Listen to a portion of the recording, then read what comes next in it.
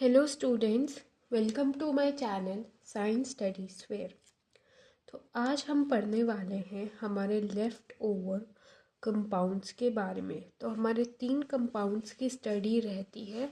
पहला जो हम आज पढ़ने वाले हैं वो है NaHCO3। Next is Na2CO3.10H2O and last is CaSO4.2H2O। तो सबसे पहले हम स्टडी करते हैं NaHCO3 के बारे में। देखो, तो NaHCO3 का केमिकल नेम है sodium hydrogen carbonate. Common name क्या है? Baking soda. देखो, अगर नेचर की बात करेंगे तो ये एक माइल्ड बेसिक सॉल्ट है। ठीक है, देखो ये दोनों जो है ना, हम जो पढ़ने वाले, एक NaHCO3 और एक Na2CO3.10H2O, ये दोनों के दोनों जो है बेसिक सॉल्ट है। NaHCO3 एक माइल्ड बेसिक सॉल्ट है। अगर इसका नेचर बेसिक है तो हम इसको यूज़ कर सकते हैं to neutralise the acid, right. अब मेथड ऑफ प्रिपरेशन क्या है? अगर आप NaCl की रिएक्शन करवाओगे, मतलब एक टेस्ट ट्यूब लोगे, उसमें NaCl के क्रिस्टल्स डालोगे, पानी डालोगे, CO2 गैस वाला मीडियम रखोगे और अमोनिया डालोगे, तो आपको मिलेगा NaHCO3, जिसका नाम है सोडियम हाइड्रोजन कार्बोनेट, और एज अ बाय प्रोडक्ट निकलेगा, मतलब बनेगा NH4Cl, जो कि है अमोनियम क्लोराइड, राइट। अब यूजेस की बात करें तो पहला है इन सोडा एसिड फायर एक्सटिंग्विशर्स। जो हमारे फायर एक्सटिंग्विशर्स लगे रहते हैं वहाँ पर ये यूज़ होता है, मतलब उनके अंदर जो भी होता है, जो भी केमिकल प्रेजेंट होता है, उसमें वो जो है डाला जाता है एज एन एंटासिड। देखो, क्योंकि ये एक बेसिक सॉल्ट है तो हम इसको एज एन एंटासिड यूज़ कर सकते हैं to neutralise the excess acid produced in our stomach. अब एक बहुत इम्पोर्टेंट यूज़ है, वो है कि हम इसको जो है यूज़ कर सकते हैं अपने ब्रेड केक्स को जो है फ्लफ़ी बनाने के लिए। बेसिकली क्या होता है कि जो भी डो होता है जिसको हमें फुलाना होता है, तो जब हम उस डो के अंदर हमारे इस सोडियम हाइड्रोजन कार्बोनेट को डालेंगे और जब वो हीट होगा ड्यूरिंग कुकिंग, तो रिएक्शन क्या होगी कि उस डो में ये कंपाउंड हमने डाला, ये प्रेजेंट था, तो जब ये हीट होगा तो रिलीज़ होगा Na2CO3, जिसका नाम है सोडियम कार्बोनेट प्लस वाटर, और CO2 गैस जो है बाहर निकलेगी। अब देखो, CO2 गैस प्रोड्यूस हुई है ड्यूरिंग हीटिंग। हमने ये डो में डाला था, आटे में डाला था, और जब हमने उस आटे को कुक किया, उसको हीट किया, तो ये भी साथ के साथ हीट हुआ, और इसकी हीटिंग की वजह से ये 3 प्रोडक्ट्स रिलीज़ हुए।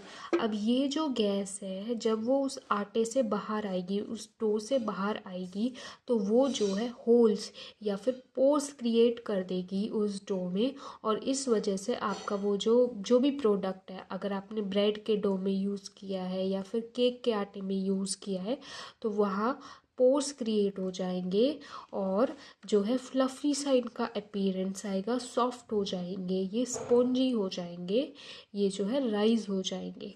तो इस CO2 गैस की ही एक तरीके से मेन रोल है to make that product soft and spongy. तो यहाँ पे लिखा हुआ है when sodium hydrogen carbonate is heated during cooking, so these are the products which are released. और ये जो CO2 गैस प्रोड्यूस होती है, दिस कॉजेज द ब्रेड और cake to rise and make them soft and spongy. ठीक है, ये बहुत इंपॉर्टेंट यूज़ है, आपसे पूछा जा सकता है कि हम जो है अपने ब्रेड केक या छोले भटूरे के आटे में, डो में हम क्यों यूज़ करते हैं हमारे बेकिंग सोडा को, राइट। अब है कि बेकिंग सोडा को हम यूज़ करते हैं बेकिंग पाउडर को बनाने के लिए। ये बहुत इंपॉर्टेंट डिफरेंस है, ये आपसे पूछा जा सकता है कि बेकिंग सोडा क्या होता है और बेकिंग पाउडर क्या होता है। देखो, जो बेकिंग पाउडर होता है वो मिक्सचर है किसका, बेकिंग सोडा का और कोई सा भी आप कोई एडिबल एसिड ले लो, माइल्ड एडिबल एसिड मतलब जो बहुत ज़्यादा एसिडिक नेचर का ना हो, कोई भी माइल्ड सा एसिड ले लो जिसको खाया जा सकता है, जैसे कि टार्टरिक एसिड ले लो जो कि इमली में पाया जाता है। तो इन दोनों का मिक्सचर होता है बेसिकली बेकिंग सोडा का, और कोई भी माइल्ड एडिबल एसिड ले लो। ठीक है, ज़रूरी नहीं है कि आप टार्टरिक एसिड लो, कोई भी एसिड ले सकते हो जिसको हम खा सकते हैं जो कि नेचर उसका माइल्ड है, राइट। अब हम बेकिंग पाउडर को भी अपने केक्स, छोले भटूरे और ब्रेड के डो में डालते हैं, तो वही रिएक्शन बता रखी है। जब हम बेकिंग पाउडर को हीट करते हैं या उसको मिक्स करते हैं वाटर के साथ, तो कौन सी रिएक्शन होती है। देखो बेकिंग पाउडर बना किससे, बेकिंग सोडा से। बेकिंग सोडा का फॉर्मूला क्या है, NaHCO3। तो NaHCO3 और ये जो H+ है ये रिप्रेजेंट कर रहा है कि एसिड से आया है ये H+। एसिड्स क्या होते हैं, वो जो है H+ आयन को रिलीज़ करते हैं। तो ये बता रखा है कि बेकिंग पाउडर की जब हम हीटिंग करते हैं, ये रिप्रेजेंट कर रहा है पूरे के पूरे बेकिंग पाउडर को, ये दोनों चीज़ें। तो बेकिंग पाउडर को जब हम हीट करते हैं, उसको वाटर के साथ मिक्स करते हैं, तो कौन कौन से प्रोडक्ट रिलीज़ होते हैं, CO2, जैसा कि यहाँ रिलीज़ हो रहा था, H2O यहाँ रिलीज़ हो रहा था, और सोडियम सोल्ट बनता है जो भी आपने एसिड लिया है। जैसे यहाँ सोडियम कार्बोनेट बन रहा था, ये सॉल्ट था, यहाँ पे भी एसिड पे डिपेंड करता है कि कौन सा जो है सोडियम सॉल्ट बनेगा उस एसिड का, राइट। और यही जो CO2 गैस निकली है वो रिस्पॉन्सिबल है उस ब्रेड, उस केक की फुलावट के लिए and make them soft and spongy, right. अब आपसे एक क्वेश्चन पूछा जा सकता है कि हम अपने ज़्यादातर खाने के प्रोडक्ट्स में बेकिंग सोडा को यूज़ करते हैं या फिर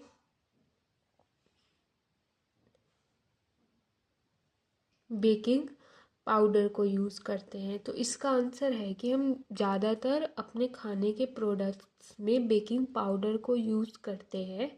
क्यों, क्योंकि यहाँ बेकिंग पाउडर में ये जो एसिड होता है ना, ये एसिड जो भी ये सॉल्ट बनेगा ये बेसिक नेचर का होता है, ये सॉल्ट भी बेसिक नेचर का होता है। तो ये जो एसिड है ये इस बेसिक सॉल्ट के नेचर को जो है न्यूट्रलाइज कर देगा। तो आपका केक का जो बिटरनेस हो रही थी, अगर मान लो ये एसिड नहीं होता, अगर ये होगा, सिर्फ यही होगा, मान लो आपने बेकिंग सोडा यूज़ किया, तो ये रिएक्शन होगी ड्यूरिंग हीटिंग। तो ये जो सॉल्ट रिलीज़ हुआ है, ये सॉल्ट क्या कर देगा, इसका बेसिक नेचर है, तो केक या जो छोला भटूरा है या जो ब्रेड है वो कैसा टेस्ट करेगा, थोड़ा सा कड़वा टेस्ट करेगा, क्योंकि बेसिक नेचर वाले कंपाउंड्स का टेस्ट कैसा होता है, थोड़ा सा बिटर होता है। लेकिन अगर आपने बेकिंग पाउडर यूज़ किया है तो ये रिएक्शन होगी ड्यूरिंग कुकिंग, ड्यूरिंग हीटिंग। तो ये जो उसमें एसिड भी डाला जाता है, बेकिंग पाउडर मिक्सचर क्या है, इस बेसिक सॉल्ट का और एसिड का। तो ये जो एसिड है ना, ये सॉल्ट बना है यहाँ पे जो कि बेसिक नेचर का है, इसके इफेक्ट को न्यूट्रलाइज कर देगा। तो आपका जो केक है, जो ब्रेड है, वो जो है बिटर टेस्ट नहीं करेगा। तो आपसे क्वेश्चन पूछा जा सकता है कि यही कि हम ज़्यादातर अपने खाने के कंपाउंड्स में बेकिंग पाउडर को यूज़ क्यों करते हैं as compare to baking soda.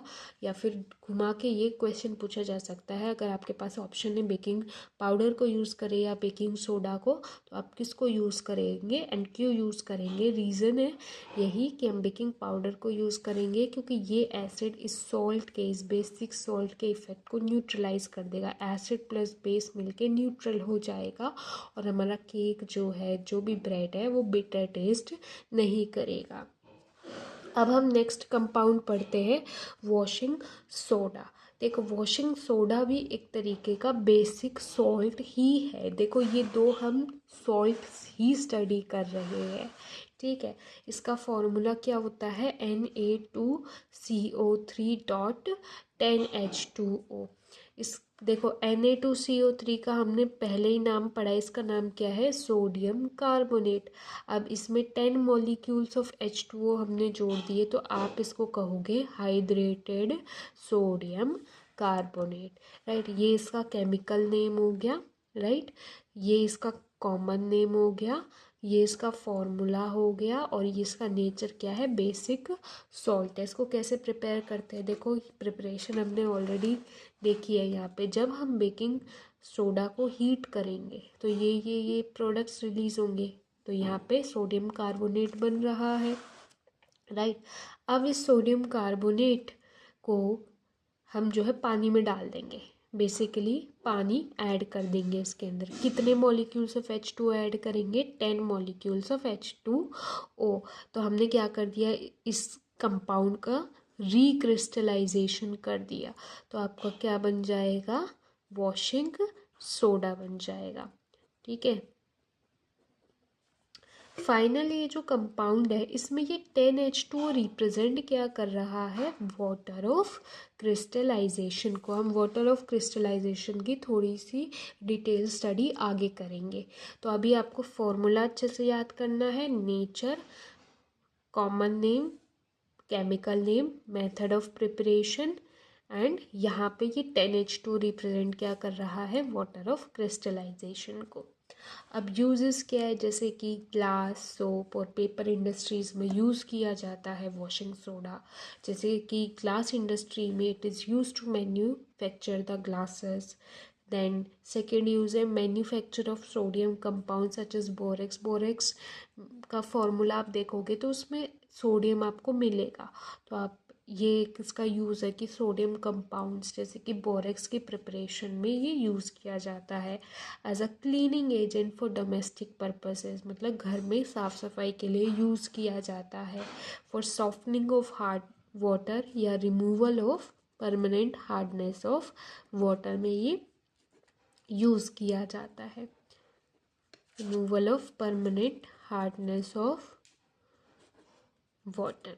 अब हम पढ़ेंगे हमारा लास्ट कंपाउंड जो कि है हेमीहाइड्रेटेड कैल्शियम सल्फेट, जिसका कॉमन नेम क्या है, प्लास्टर ऑफ पेरिस। फॉर्मूला क्या है, CaSO4 डॉट हाफ H2O। कैसे प्रिपेयर करते हैं, देखो ये जो फॉर्मूला है CaSO4 डॉट 2H2O, यहाँ पे ये हाफ H2O और 2H2O रिप्रेजेंट कर रहा है वाटर ऑफ क्रिस्टलाइजेशन को। तो जिप्सम है, इस कंपाउंड का नाम होता है जिप्सम, ठीक है। यहाँ पे ये 2H2O। तो जब हम इसकी हीटिंग करेंगे 373 केल्विन पर, मतलब ये कितने टेम्परेचर हो गया, देखो डिग्री सेल्सियस होता है, केल्विन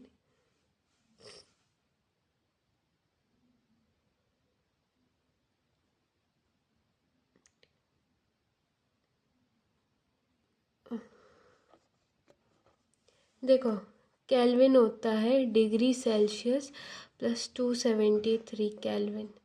तो ये 373 kelvin equals two degree Celsius plus 273 kelvin. तो ये वहाँ जाके माइनस हो जाएगा, तो ये कितना आएगा 100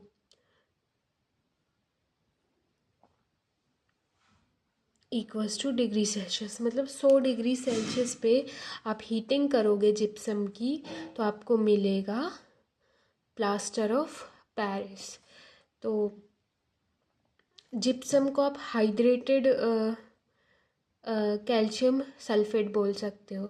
जब इसमें से ये 2H2O में से सिर्फ आधा मॉलिक्यूल ऑफ H2O बचा तो इसका नाम क्या हो जाएगा, हेमीहाइड्रेटेड कैल्शियम सल्फेट। अच्छा, इसका नेचर क्या होता है, ये एक वाइट पाउडर फॉर्म में होता है, राइट। अब देखो जब हम इस प्लास्टर ऑफ पेरिस में फिर से वाटर ऐड कर देंगे तो हमें जिप्सम मिल जाएगा। अब देखो हाफ H2O तो था ही, ठीक है। अब मैं इसमें कितने H2O ऐड कर दूँ कि मुझे 2H2O मिल जाए, तो 3/2 ऐड करेंगे तो 3/2 प्लस 1/2 गिव्स 4/2, 4/2 करेंगे तो 2H2O मिल जाएगा, है ना। ये तो प्लस हो जाएगा तो 4/2 H2O, और 2 1 जे 2 2, तो 2H2O। समझ आया, यहाँ हमने 3/2 H2O क्यों ऐड किया है, ठीक है। अब हाफ H2O का मतलब क्या है, बेसिकली इसका मतलब ये है कि दो मॉलिक्यूल्स ऑफ CaSO4 कितने मॉलिक्यूल ऑफ वाटर शेयर कर रहे हैं? एक मॉलिक्यूल ऑफ वाटर को, है ना। अगर दो मॉलिक्यूल एक मॉलिक्यूल ऑफ वाटर को शेयर कर रहे हैं, ठीक है, तो एक मॉलिक्यूल ऑफ CaSO4 कितने वाटर मॉलिक्यूल को शेयर कर रहे हैं? हाफ मॉलिक्यूल, है ना। अब जैसे जिप्सम का अगर हम देखें तो यहाँ एक मॉलिक्यूल ऑफ CaSO4 के पास कितने मॉलिक्यूल्स ऑफ वाटर है? 2, है ना। तो ये आपकी बुक में है, लाइन लिखी है, इसलिए मैंने आपको बताया है। अब जैसे यहाँ है Na2CO3.NH2, इसका मतलब है एक मॉलिक्यूल ऑफ Na2CO3 के पास 10 मॉलिक्यूल्स ऑफ H2O है। एक मॉलिक्यूल ऑफ CaSO4 के पास 2 मॉलिक्यूल्स ऑफ H2O है। यहाँ पे एक मॉलिक्यूल ऑफ CaSO4 के पास आधा मॉलिक्यूल ऑफ वाटर है, लेकिन आधा मॉलिक्यूल तो ऐसा कभी होगा नहीं प्रेजेंट। ऐसा थोड़ी ना कि मॉलिक्यूल को हमने ब्रेक कर दिया। ये बता रहा है कि अगर दो मॉलिक्यूल ऑफ CaSO4 के पास एक मॉलिक्यूल ऑफ H2O है, मतलब दो मॉलिक्यूल ऑफ CaSO4 शेयर कर रहे हैं उस एक मॉलिक्यूल ऑफ H2O को, तो एक मॉलिक्यूल ऑफ H2O के पास कितना हिस्सा आता है? आधा मॉलिक्यूल ऑफ H2O। अब यूजेस क्या है प्लास्टर ऑफ पेरिस के? सबसे पहले प्लास्टर, जो प्लास्टर चढ़ता है टू रिपेयर वो बोन्स को, हड्डियों को जोड़ने के लिए, वो जो है आपका प्लास्टर ऑफ पेरिस ही है, POP है। Then manufacture of toys, materials for decoration में ये यूज़ होता है to make the surfaces hard and smooth. ये एक शाइनी सा अपीयरेंस भी देता है। किसी को प्लास्टर लगते हुए देखा होगा तो एकदम वाइट कलर का होता है शुरू में। अब ये जो टॉयज़ है, मटेरियल्स आते हैं डेकोरेशन के, जैसे कोई वास हो गया, कुछ भी हो गया, तो ये उसमें यूज़ किया जाता है क्योंकि एक तो हार्ड होता है, ये आसानी से नहीं टूटता, और स्मूथ भी सरफेस देता है उनको, राइट। अब हम पढ़ेंगे वाटर ऑफ क्रिस्टलाइजेशन। अभी आपने ये कुछ कंपाउंड्स पढ़े हैं जिनमें आपने water of in molecules in water molecules को जुड़े हुए देखा है ना, केमिकल फॉर्मूले के साथ। एक बहुत ही फेमस एग्जांपल है, वो है कॉपर सल्फेट का। देखो, वाटर ऑफ क्रिस्टलाइजेशन का मतलब है fixed number of water molecules present in one formula unit of salt. Simply एक मॉलिक्यूल ऑफ सॉल्ट में कितने मॉलिक्यूल ऑफ वाटर अटैच्ड है, इस डेफिनेशन का मतलब यही ही है। अब ये जो मॉलिक्यूल्स ऑफ वाटर होते हैं ना, ये इन सॉल्ट को उनका स्पेसिफिक कलर देते हैं। जैसे आपने देखा होगा कि कॉपर जो सल्फेट है वो ब्लू कलर का होता है ना। आपने बचपन से देखा होगा कॉपर सल्फेट ब्लू कलर का होता है, आपने याद भी किया होगा। वो ब्लू कलर इस वजह से होता है, इन वाटर मॉलिक्यूल्स की वजह से ही होता है। जब उस कॉपर सल्फेट जो है क्रिस्टल्स की फॉर्म में होता है, ये याद रखना, है ना। तो जब हम उन क्रिस्टल्स को हीट करते हैं तो ये वाटर जो है इवापोरेट हो जाता है, तो बचता क्या है? Dehydrated copper sulphate. और क्योंकि ये वाटर मॉलिक्यूल चले गए तो कलर भी चला जाएगा, इसलिए ये डिहाइड्रेटेड कॉपर सल्फेट किस कलर का होगा? वाइट कलर का होगा। अब इस फिर से डिहाइड्रेटेड कॉपर सल्फेट में हम पानी ऐड कर देंगे तो हमें हाइड्रेटेड कॉपर सल्फेट मिल जाएगा जो कि ब्लू कलर का होता है। तो ये एग्जाम्पल यहाँ शो कर रखा है कि जब हम इन्हीं क्रिस्टल्स को हीट करते हैं, देखो ये तो वाइट कलर का होता है, ये भी वाइट कलर का होता है, बट ये जो है अपना एक स्पेसिफिक कलर का होता है, ठीक है। ऐसे ही FeSO4.7H2O, ये जो है ग्रीन कलर का होता है। ये ग्रीन कलर का इसलिए होता है, इसके क्रिस्टल्स ग्रीन कलर के इसलिए होते हैं क्योंकि कलर कौन प्रोवाइड कर रहा है इन्हें? ये मॉलिक्यूल्स ऑफ वाटर, है ना। तो आपसे ये पूछा जा सकता है कि जैसे इसमें कितने वाटर ऑफ क्रिस्टलाइजेशन है, तो यहाँ पे आंसर होगा 5। इस कंपाउंड में कितने वाटर ऑफ क्रिस्टलाइजेशन है? 7। इसमें कितने वाटर ऑफ क्रिस्टलाइजेशन है? 10। जिप्सम में 2, प्लास्टर ऑफ पेरिस में हाफ। तो आज के लिए हम इतना ही पढ़ेंगे एंड यह चैप्टर आपका कंप्लीट हो जाता है। आई होप आपको अच्छे से चीज़ें समझ आई होंगी, आपको वीडियो में सब कुछ क्लियर दिख रहा होगा एंड अच्छे से समझ आया होगा। Thank you for watching my video. अगर आपको वीडियो पसंद आया then hit the like button and also don't forget to subscribe and share my channel. Thank you so much.